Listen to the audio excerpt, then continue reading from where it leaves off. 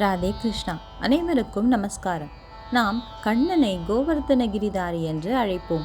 அவ்வாறு அழைக்க காரணம் உண்டு. பிருந்தாவனம் அருகில் உள்ள மலையின் பெயரே கோவர்தனம். பிருந்தாவனத்தில் கிருஷ்ண பரமாத்மா அவதாரம் செய்து பல லீலைகளை புரியப் போகிறார் என்பதை அறிந்த கோவர்தன மலை பிருந்தாவனத்தில் வந்து இறங்கியது. இதற்கும் ஒரு குட்டி கதை உண்டு. ஒருமுறை புலத்சிய மகரிஷி கோவர்தன பர்வதத்தின் அழகில் மயங்கி அதனை காசிக்கு எடுத்து செல்ல எண்ணினார். மலையினை எடுத்துச் செல்ல அம்மலையின் தந்தையாகிய துரோணாச்சல பர்வதத்தில் வேண்டினார். அவரும் அனுமதிக்கவே கோவர்தனத்தை தன் சித்தி சக்தியால் எடுத்து சென்றார். ஆனால் கோவர்தனம் ஒரு நிபந்தனையுடன் வர சம்மதித்தது. அதாவது காசி செல்லும் வரை எங்கும் தன்னை கீழே வைக்க கூடாது, அப்படி வைத்தால் திரும்பி எடுக்க முடியாது என்று. புலத்சியரும் ஏற்றுக்கொண்டார். இருவரும் புறப்பட்டனர். வழியில் ரம்யமான விருந்தாவனத்தை கண்ட கோவர்தனனுக்கு கிருஷ்ண பரமாத்மா அங்கு லீலை புரிய போகிறார் என்று அறிந்து தானும் அல்லீலையில் பங்கேற்க வேண்டி தன்னுடைய எடையை மிகவும் அதிகமாக கூட்டியது. ஆரம் அதிகமாகவே ஒரு நிலையில் புலத்சியரால் கோவர்தன மலையினை தூக்கவே முடியவில்லை. ஆகவே பிருந்தாவனத்தில் மலையை கீழே வைக்கும்படி ஆயிற்று. ஆனால் கோவர்தனம் செய்த இந்த செயலை அறிந்த புலத்சியர் கோபத்துடன் சாபம் கொடுத்தார். அதாவது மிகவும் உயரமான கோவர்தனம் தினமும் ஒரு கடுகு அளவு குறையும் என்று. அன்றிலிருந்து இன்று வரை முன்பு பெரிய மலையாக இருந்த கோவர்தனம் மிகவும் சிறிய மலையாக மாறிக்கொண்டு வருகிறது.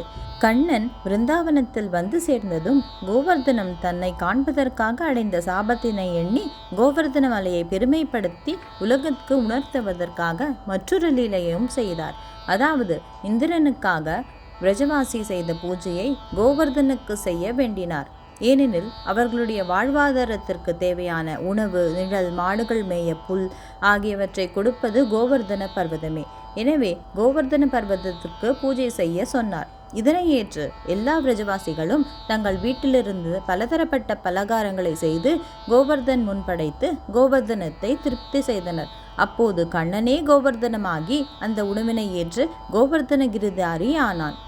இதனால் கோபமுற்ற இந்திரன் பெரும் மழையை கொண்டு வந்தான். 7 நாட்களும் இரவும் பகலுமாக பொழிந்த மழையினால் பிரஜவாசியும் கால்நடைகளும் மிகவும் கவலை அடைந்தனர். அவர்களை காக்க கோவர்தனத்தையே குடையாக தூக்கினான் கண்ணன். தன் இடது கை நுனிவிரலால் அம்மலையை தூக்கி அனைவரையும் காத்து ரட்சித்தான். இந்நிகழ்வை எல்லோரும் கோவர்தன பூஜையாக கொண்டாடுவர். இன்று பலதரப்பட்ட உணவு வகைகளை அன்னக்கூட் என்றும் ஒரு பெரு விழாவாக நடத்தி கோவர்தன மலைக்கு பூஜை செய்வர். இவ்வாறு செய்வதால் அந்த பரமாத்மாவாகிய கிருஷ்ணன், அதாவது கோவர்தன கிரிதாரி, மிகவும் மனம் குளிர்ந்து நம்மையும் அந்த விரஜவாசிகள் போல காத்து ரட்சிப்பான். இப்பொழுது நாம் அன்னக்கூட் உற்சவம் போது பாடும் கோவர்தன அஷ்டகத்தை கற்போம் வாருங்கள். ராதே கிருஷ்ணா. கோவர்தன அஷ்டகம்.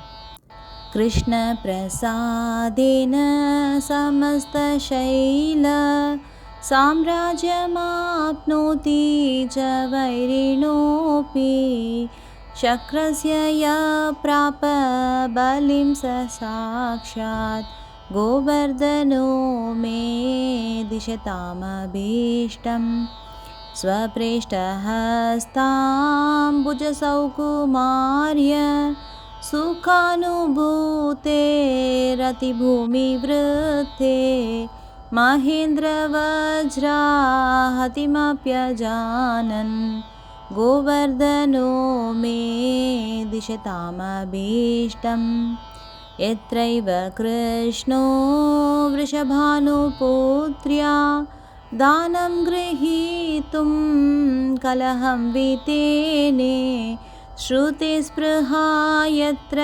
महत्यतः श्री गोवर्धनो मे दिशतामभीष्टम् स्नात्वा सरस्वाशु समीरहस्ति यत्रैव नीपादी पराघधूली आलोलयन् खेलति चारु सश्री गोवर्धनो मे दिशतामभीष्टम् कस्तूरिकाभिषयितं किमत्रेति ऊहं प्रभो स्वस्य मुहुर्वितन्वन् नैसर्गिकस्वीयशीलासुगन्धेर्गोवर्धनो मे दिशतामभीष्टं वंशप्रतिध्वन्यानुसारवर्त्मा दिदृक्षवो यत्र हरिं हरिण्यः यान्तो लभन्ते न हि विस्मिताः गोवर्धनो मे दिशतामभीष्टम् यत्रैव गङ्गामनुना विराधाम् आरोह्य मध्ये तु निमग्ननौकः कृष्णो हि राधानुगलो भवौ स गोवर्धनो मे दिशतामभीष्टम् विना भवेत् किं हरिदासवर्य पदाश्रयां भक्तेरतश्रयामि यं एव स प्रेम निजेशयो श्री गोवर्धनो मे दिशतामभीष्टम् एतत् पठेद्यो हरिदासवर्य महानुभावाष्टकमाद्रचेताः श्रीराधिका माधवयोपधाब्ज दास्यं स विन्देदचिरेण साक्षात् श्रीराधिका माधवयोपधाब्ज दास्यं स विन्देदचिरेण साक्षात्।